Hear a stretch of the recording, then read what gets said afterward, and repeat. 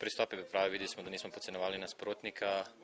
in upam, da bo šlo tako naprej in zdaj smo na eni dobri poti, zdaj se že drugače gledamo na lestvici in čaka nas ena zelo pomembna tekma v naslednjih kvalifikacijah in upam, da ta tekma nam bo dala današnja eno samozavest za naprej in pogremo na Poljsko na vse ali pa nič. Vemo, kje je San Marino, danes smo zasluženo zmagali 5-0, lahko bi še kakšen gol več dali, vendar to so takšne stvari, upam, da se bo poklopilo na naslednjih tekmah. Uspel mi je dober prodor in prišel sem celo čisto do golmana, na kar sem želel atraktivno zaključiti, ampak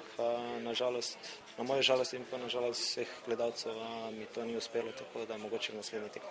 Vsak gol je nekaj posebnega, jaz sem vsakega gola zelo vesel.